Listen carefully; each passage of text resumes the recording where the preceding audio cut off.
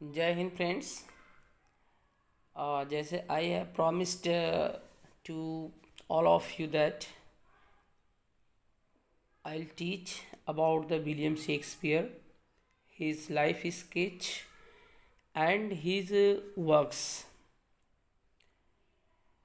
Works means that I am going to discuss all his plays stories in the form of the summary, and some important soliloquies are the some important dialogue. So first of all, we should know about what is the age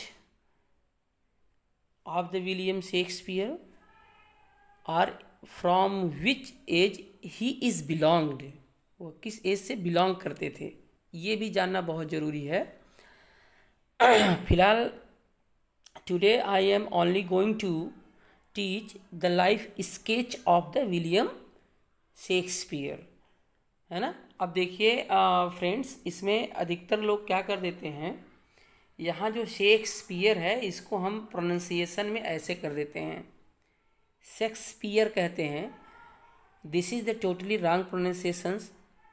we should give the respect William Shakespeare, थोड़ा सा ऊपर जा करके फिर नीचे आना, यानी कि ऐसे बोलना है शेक्सपियर, ना कि शेक्सपियर, है ना, ऐसे नहीं कहना है। तो इसलिए क्या है कि कम से कम इनके प्रोनाउंसिएशन में याद रखें। और दूसरी चीज़ क्या है कि लिखते समय आप क्या करें, जब ये ई लास्ट में ई रहता है, अधिकतर जो है एस्पिरेंट्स उसे भूल जाते हैं। ऐसा नहीं है, क्योंकि it is a very simple term and ये बहुत फेमस हो जाता है, कंपटीशन देने वाले इसको जानते रहते हैं। But it is my duty to suggest you that please pronunciate William Shakespeare, not the Shakespeare. ये हमेशा याद रखें। आज हम आपको इस क्लास में केवल और केवल क्या है, इनके लाइफ स्केच के बारे में बताने वाले हैं। थोड़ा सा आप लोग क्या करिएगा, इसको जब भी बैठें पढ़ने तो नोट डाउन करिएगा, क्योंकि आप ये इंग्लिश लिटरेचर की पहली क्लास है। अभी आप इंग्लिश ग्रामर की क्लासेस देख रहे थे, करस्पॉन्डिंग में with English grammar and with English literature and the forms of the literature, movements of the literature, you will find all in one video in my classes. You will find that. So first of all, I promise to all of you that I'll give you whole informations about the William Shakespeare, William Wordsworth, Milton and the other poets which is related to the TGT or the PGT. The most important factor is that first of all we should know, हमें जानना चाहिए कि William Shakespeare born कहाँ हुए, पैदा कहाँ हुए। देखिए यार, इसमें बहुत सेंटेंस लिखने की ज़रूरत नहीं है ना। हमें क्या करना है कि to the point one liner के माध्यम से क्या करना है, उसे स्वैलो अप कर जाना है। स्वैलो अप मीन्स आप समझ रहे हैं, निगल जाना। निगल जाने का मतलब समझ रहे हैं, रट लेना, याद कर लेना। क्योंकि English literature is the matter of the learning. Understanding तो है ही, समझना तो है ही भाई। अगर आप नॉलेज समझेंगे नहीं, स्टोरी समझेंगे नहीं, तो आप क्रैक कैसे कर सकते हैं। कैरेक्टर्स के नाम नहीं याद रहते हैं। तो इसलिए क्या है कि सबसे पहले हम इसको देखते हैं। सबसे पहले क्या, एकदम बहुत सिंपल सा बात है, इसको हम समझते हैं कि ये बॉन्ड कहाँ हुए और कब हुए। ठीक है, देखिए इसमें थोड़ा सा कन्फ्यूज़न रहता है, ज़्यादातर कंपटीशन को कन्फ्यूज़न रहता है। कन्फ्यूज़न नहीं लेना है, बिल्कुल नहीं। आप मेरे साथ हैं and I try my best to finish all your doubts. जैसे क्या है, देखिए सबसे पहले आप बॉर्न कहाँ हुए, ये 23 अप्रैल 1564 को पैदा हुए। 23 अप्रैल 1564 को आप पैदा होते हैं, विलियम शेक्सपियर साहब। और कहाँ पैदा होते हैं, स्ट्रैटफोर्ड अपॉन एवन में। देखिए ना, ये स्ट्रैटफोर्ड अपॉन एवन। अब इस चीज़ को लेकर के क्या है कि there are the number of doubts and you will find the number in the number of books whereupon is used. वहाँ पे क्या होता है कि ऑन लिख दिया जाता है, स्ट्रैटफोर्ड ऑन एवन लिखा जाता है। तो हमें नहीं लगता है कि आप लोगों को कंफ्यूज होना चाहिए। स्टार्टफोर्ड ऑन एवन हो जाता है, देखिए यहाँ पर ऑन एवन होगा, तो कहीं कहीं किसी किसी बुक्स में ये देखने को आपको मिल जाता है कि स्टार्टफोर्ड अपॉन एवन या स्टार्टफोर्ड ऑन एवन, ठीक है ना। बेसिकली क्या है कि अगर आप ये सोच रहे हैं कि Stratford upon Avon is correct and the Stratford on Avon is wrong, तो आप टोटली रॉन्ग हैं, ठीक है। Both are correct, both are correct, दोनों ठीक हैं। अब किस कॉन्टेक्स्ट में ठीक है मैं आपको बता रहा हूँ, समझिए। जैसे क्या है कि जो Stratford upon Avon is commonly known as just Stratford. पहली बात, इसको केवल स्टार्टफोर्ड के नाम से जाना जाता है इंग्लैंड में, यूके में। ये पैदा कहाँ हुए पहले इसको समझ लेते हैं, फिर इसके बारे में थोड़ा सा मैं इसकी हिस्ट्री आपको बताता हूँ। याद है क्या है कि in the country of the Warwickshire, है ना, वारविकशायर इन यूके, यूके बोले तो United kingdom means England, London या इंग्लैंड में पैदा हुए। ही वॉज बैप्टाइज्ड ऑन 26 अप्रैल 1564, है ना। देखिए ये पैदा होते हैं 23 अप्रैल को और बैप्टाइज्ड होते हैं 26 अप्रैल 1564 को। अब what is the baptism in the Christianity, Christianity में बैप्टिज्म क्या होता है, इस चीज़ को समझिए। ये जो 23 अप्रैल होता है, 23 April is the day of the Saint George. उसमें होता है ना, जैसे कि अगर आप देखें कि हिंदू धर्म में तो एक उपनयन संस्कार होता है, ठीक है ना, उपनयन संस्कार होता है। तो ठीक उसी प्रकार से क्या किया जाता है, जब वहाँ कोई चाइल्ड पैदा होता है, बच्चा पैदा होता है, तो वहाँ के जो फादर होते हैं सेंट जॉर्ज चर्च में, उस स्थान पर उसके ऊपर से क्या किया जाता है, पानी डाला जाता है, पानी से उसको नहलाया जाता है टोटली नेकेड करके। Totally naked in the sense बच्चा है तो टोटली नेकेड होगा, अगर यंग है तो टोटली नेकेड नहीं होगा, ठीक है, ध्यान दीजिएगा। तो उसके हिसाब से क्या किया जाता है, या तो छिड़काव किया जाता है पानी का, वाटर का, या उसके बाद जो है क्या है उनको नहलाया जाता है, या अगर बहुत ठंड है बच्चा नहीं तो उसको हॉट वाटर से भी या केवल छिड़काव करके उसके लिए एक बैप्टाइज्ड कर दिया जाता है। और वो उस दिन से क्या होता है, वो क्रिश्चियनिटी को फॉलो करने लगता है। बात क्लियर है ना। जैसे अगर आप मुस्लिम रिलीजन में जाएं तो वहाँ पे खतना होता है, खतना, है ना। तो उनकी जो खतना होता है उससे वो साबित होने लगता है फिर क्या है कि जो है ये मतलब ये to cut in the penis, है ना। तो क्या किया जाता है, बच्चा रहता है उसको खतना किया जाता है, फिर वो क्या होता है, वो मुस्लिम बन जाता है। तो क्या कहता है कि each and every religion has its own ceremony, सबकी अपनी अपनी सेरेमनी होती है, उसको लोग फॉलो करते हैं। तो दिस इज़ द बैप्टिज्म, ठीक है। तो बैप्टाइज जिसी को कहते हैं। हाँ, तो हम आपसे चर्चा क्या करने वाले थे, Stratford upon Avon and Stratford on Avon. थोड़ा सा वीडियो में भी लंबी हो सकती है क्योंकि इसमें बहुत से तथ्य छिपे हैं, मैंने शार्ट में लिख दिए हैं, है ना। लेकिन आप उसे ध्यान से देखें, वीडियो की स्किप करके कभी ना जाएं, स्किप करेंगे तो अधूरा ज्ञान रहेगा, कोई मतलब नहीं बनता है। जितना मुझे आ रहा है मैं आपको करूँगा, सर्च करके बताऊँगा। I am not a perfect guys, मैं ऐसा नहीं कि बहुत परफेक्ट गाइज हूँ, बस I try to my best to give you the best. मैं आपको बेस्ट देने की कोशिश में लगा हूँ, बस इतना ही बात है और कुछ नहीं है। तो अब आप ज़रा सोचें क्या है कि ये स्टार्टफोर्ड क्या है ना, ये स्टार्टफोर्ड ऑन एवन, है ना, ये ऑन एवन की हम चर्चा करेंगे। थोड़ा सा इसको समझ लीजिए, दोनों सही हैं। अगर एग्ज़ाम में स्टार्टफोर्ड अपॉन एवन और स्टार्टफोर्ड ऑन एवन आ जाए तो थोड़ा सा कन्फ्यूज़न होगा, बट क्या है कि दोनों में से आएगा तो एक ही आएगा। देखिए क्या है कि ये स्टार्टफोर्ड ऑन एवन है क्या, ये डिस्ट्रिक्ट का नाम है। ये क्या है, ये डिस्ट्रिक्ट है मित्रों, डिस्ट्रिक्ट है। ये वारिकशायर जो काउंटी है, जो एक शहर है, ये एक टाउन एरिया है, उस डिस्ट्रिक्ट का नाम है स्टार्टफोर्ड ऑन एवन। और स्टार्टफोर्ड ऑन एवन डिस्ट्रिक्ट में एक जगह है जिसको नाम है स्टार्टफोर्ड अपॉन एवन, और वही है वारिकशायर, वारविकशायर वहीं पर है। बात समझ में आ रही है ना। तो ये this is the name of the district, है ना। ये क्या है, ये only the name of the district, जो कि क्या है कि एडमिनिस्ट्रेटिव पैरिस, एक सिविल पैरिस हुआ करता था। तो सिविल पैरिस क्या है, PARISH, ये in England a civil parish is a type of the administrative parish used for the local government. England में सिविल पैरिस क्या था, एक टाइप ऑफ एडमिनिस्ट्रेटिव पैरिस था, मीन्स एक प्रशासक वर्ग था, रूलिंग बॉडी थी, उसी को हम सिविल पैरिस कहते हैं। बात समझ में आ रहा है। तो ये स्टार्टफोर्ड ऑन एवन क्या है मित्रों, ये डिस्ट्रिक्ट का नाम है where William Shakespeare was born. इस बात को आप हमेशा याद रखिएगा। तो बहुत कन्फ्यूज़न नहीं लेना है कि ऑन है कि अपान है, दोनों सही हैं, है ना, ये ध्यान दीजिएगा। लेकिन ये इस डिस्ट्रिक्ट में यहाँ पर ये पैदा हुए थे, है ना। तो इस चीज़ को आप हमेशा याद रखिए। अगर आप वीडियो पे नए हो, सब्सक्राइब चैनल पे नए हो, तो प्लीज़ चैनल को सब्सक्राइब करें और क्या करिए कि बेल आइकन को ज़रूर दबाएं ताकि आपको सारी नोटिफिकेशन रेगुलरली मिलती रहे। ठीक, चलिए अब हम इनके पेरेंट्स की चर्चा थोड़ा सा कर लेते हैं, रफली पेरेंट्स की चर्चा करते हैं, बहुत इंपॉर्टेंट है। जैसे लिखा गया, देखिए क्या है कि ये पेरेंट्स, इनके पेरेंट्स के नेम क्या थे, John Shakespeare and the Mary Ardern.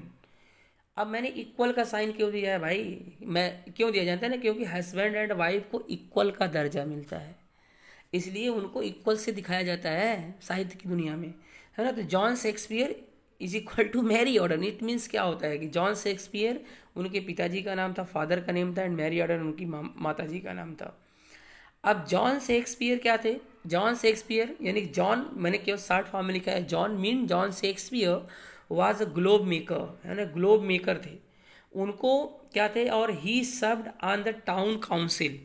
उन्होंने क्या किया था, टाउन काउंसिल की सेवा किया and became high bailiff in the 1568। अब हाई बैलिफ क्या है, इट इज़ द पोस्ट, ये नियरली मेयर, है ना, ये मेयर के पोस्ट के लगभग इक्विवेलेंट होता है, तो हम उसी को हाई बैलिफ कहते हैं।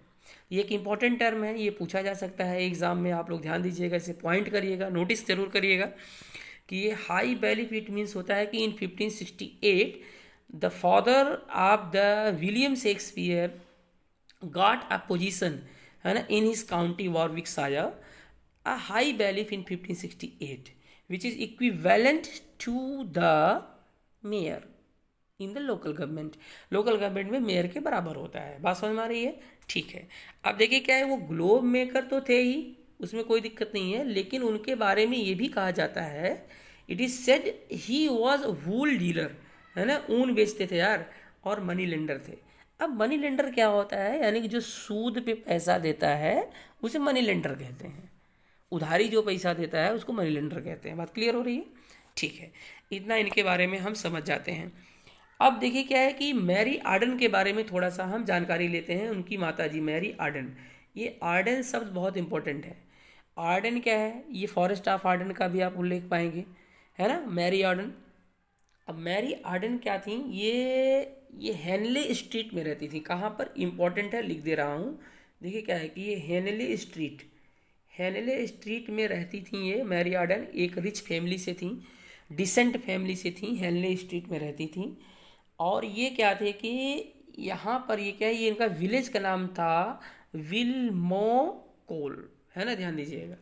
तो थोड़ा सा इनके विलेज का नाम हम लिख देते हैं, विल्मोकोल, COLE है ना, ये O है ना, विल्मोकोल। तो ये विल्मोकोल से थी और एक रिच पीजेंट फैमिली से थी, और क्या था, ये हेनले स्ट्रीट में रहती थी मैरी आर्डन। तो मैरी आर्डन और जॉन शेक्सपियर के पुत्र कौन थे, पुत्र नहीं भाई, सुपुत्र, है ना, कौन थे, विलियम शेक्सपियर। ठीक, चलिए आगे बढ़ते हैं। 1596 में क्या होता है, जॉन शेक्सपियर, ही मतलब क्या है, जॉन, है ना, तो John Shakespeare was granted a coat of arms, है ना। ये कोट ऑफ आर्म्स क्या होता है, an essential symbol of respectability होती है। ठीक है, कोट ऑफ आर्म्स माने ये सैनिक की तरफ से मिलता है, कुछ इस तरह से बनता है, ऐसे करके ऐसे बनता है, फिर यहाँ बीच में ऐसे बना रहता है, ऊपर क्या है, कुछ सिंबल से बने रहते हैं, और ये क्या करते हैं, ये दरवाजे पे लगाए जाते हैं, कोट ऑफ आर्म्स। ठीक है, ध्यान दीजिएगा। तो ये कोट ऑफ आर्म्स भी पूछा जा सकता है कि ये कोट ऑफ आर्म्स से लाभ क्या होता था इनको, N essential symbol of the respectability हुआ करती थी, तो वहाँ पे इनको एक सम्मान मिलता था। ठीक है, जैसे आर्मी वालों को देखिए मिलता है ना, जैसे ये तलवार रहती है, फिर बीच में ऐसे रहता है, तो आर्मी का वो इंडिया अशोक स्तंभ का सिंबल रहता है। ठीक है ना, तो वो जो है क्या है कि, तो वही होता है, वहाँ पे कोट ऑफ आर्म्स के नाम से जाना जाता है। ठीक है, चलिए मैं आपको जो है क्या है उसको एज ए सिंबल बता दूंगा। आगे देखिए क्या है, देखिए ये कोट ऑफ आर्म्स जो उन्होंने वो पाए थे जॉन शेक्सपियर, इसका उल्लेख विलियम शेक्सपियर ने क्या किया था, a midsummer night's dream act 3 scene 2 में किया हुआ है। एक जगह इसका उल्लेख आप पाएंगे, कहाँ, देखिए इसको याद करिएगा, मोस्ट इंपॉर्टेंट है, पूछा जा सकता है कि two of the first like, coats in heraldry due but to one and crown one crest. ठीक, अब यहाँ देखिए क्या है कि ये जो मैंने ऑब्लिक दिया है इट मीन्स क्या है, this is the first line and this is the second, ये सेकेंड लाइन है, मिड समर नाइट्स की है लाइन है। तो यहाँ देखिए सीधा सीधा लिखा गया two of the first like coats in heraldry, है ना, मतलब क्या है कि दो कोट्स हैं जो कि एक हेराल्ड्री में मिलती हैं, सम्मान में मिलता है, और due but to one and crown one crest, यानी क्या है जो कि क्राउन यानी कि जगह ऊपर लगाया जाता है। तो इनके दरवाजे पे, इनके घर पे जो है ये कोट ऑफ आर्म्स का सिंबल लगा रहता था, इस चीज़ को आप ध्यान दीजिए। अब देखिए क्या है, एक सिंपल सी बात आपको बताना चाहते हैं कि विलियम शेक्सपियर भी तो शादी वादी किए होंगे भाई, ऐसा तो है नहीं कि नहीं किए होंगे, है ना, विलियम शेक्सपियर।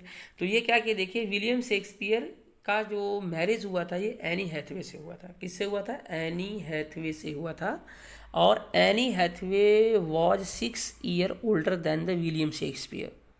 ठीक है, विलियम शेक्सपियर कैसे क्या थे, वो सीधा सीधा एनी हैथवे जो थी 8 साल बड़ी, लगभग 6 साल बड़ी थी, 6 साल या 8 साल माना जाता है, कहीं कहीं 6 साल मिलता है, कहीं कहीं 8 साल मिलता है। ठीक है, ध्यान दीजिएगा। तो ये सबसे इम्पोर्टेंट है कि ये विलियम शेक्सपियर साहब क्या थे कि उनसे शादी की एनी हैथवे से, और इन दोनों से क्या हुए कि लगभग शादी के ठीक जस्ट 3 मंथ बाद, 3 मंथ या you can say 6 month as I think that, है ना, अगर मैं गलत हूँ तो आप लोग थोड़ा सा उसको कंफर्म कर लीजिएगा। ठीक है, तो लगभग 6 मंथ के बाद जो है क्या है कि कौन पैदा हो जाता है, हैमलेट पैदा हो जाता है। ठीक है, इनके चिल्ड्रन कौन थे, देखिए हैमलेट हैं, फिर सुसन्ना हाल और ये जूडिथ क्या है कि ये बच्चे हैं। ठीक है, तो I think that am I wrong, है ना, ये क्योंकि हैमलेट और जूडिथ क्या है, ये जुड़वा थे, हैमलेट और जूडिथ जुड़वा हैं, सुसन्ना जो है क्या है पहले पैदा हुई है। ठीक है, इस चीज़ को याद रखिएगा, ट्विंस थे ये लोग। अब देखिए ये मरते कब हैं, ये मरते हैं 23 अप्रैल 1616 को। This day is also known as Saint George day, जिसको मैंने आपको पहले ही बताया। तो ये सबसे बहुत अक्सर यही होता है कि विलियम शेक्सपियर के बारे में या कुछ महान लोग होते हैं उनके साथ ऐसा होता है कि जब पैदा होते हैं तब मर जाते हैं, ये इंपॉर्टेंट फैक्टर है। तो अब आप सबसे पहले आप देखिए कि एक इंपॉर्टेंट फैक्टर पे मैं इसको क्लोज करना चाहूँगा, बहुत ज़्यादा नहीं पढ़ाऊँगा, फिर अगली वीडियो में पढ़ाऊँगा, थोड़ा थोड़ा पढ़िए और सारा चीज़ें डाउट्स जो हैं सब क्लियर करिए। जैसे he is often called England's national poet, वो इंग्लैंड के नेशनल पोएट के नाम जानते थे, और बार्ड ऑफ एवन के नाम से जाना जाता था। अब बार्ड क्या होता है, बार्ड क्या होता है, ये एक म्यूज़िक कंपोज़र होते हैं, ये स्टोरी टेलर होते हैं। ठीक है, उसे हम कहते हैं बार्ड कहते हैं। तो बार्ड ऑफ एवन थे वो। और एक चीज़ आपको बता दें कि रविंद्रनाथ टैगोर है ना, जो रविंद्रनाथ टैगोर साहब हैं उनको क्या किया जाता है, बार्ड ऑफ बंगाल कहा जाता है, याद रखिएगा, पूछा जा सकता है एग्जाम में, है ना, बार्ड ऑफ बंगाल रविंद्रनाथ टैगोर को कहा जाता है। बार्ड ऑफ बंगाल किसको कहा जाता है, रविन्द्रनाथ टैगोर को कहा जाता है, याद रखिएगा। ठीक है, चलिए अब यहाँ पर एवन, एवन आपको आ रहा है बार बार, एवन हिट करना चाहिए, एवन क्या है, तो एवन कुल मिला जुला के क्या है, एक रिवर है, द रिवर। एवन क्या है, द रिवर है, जिसके किनारे विलियम शेक्सपियर का घर है, और वहीं पर विलियम शेक्सपियर क्या हुए थे, पैदा हुए थे। जॉन शेक्सपियर के ये लड़के थे, मैरी आर्डन। बात क्लियर हो रही है। तो मैं क्या करता हूँ कि आप लोगों को यहीं पर आज क्लोज करूँगा, और फिर अगली वीडियो में, अगले लेक्चर में क्या है कि मैं इनके कुछ और बारे में आपको डिस्कस करूँगा, इनकी जीवनी के बारे में ही।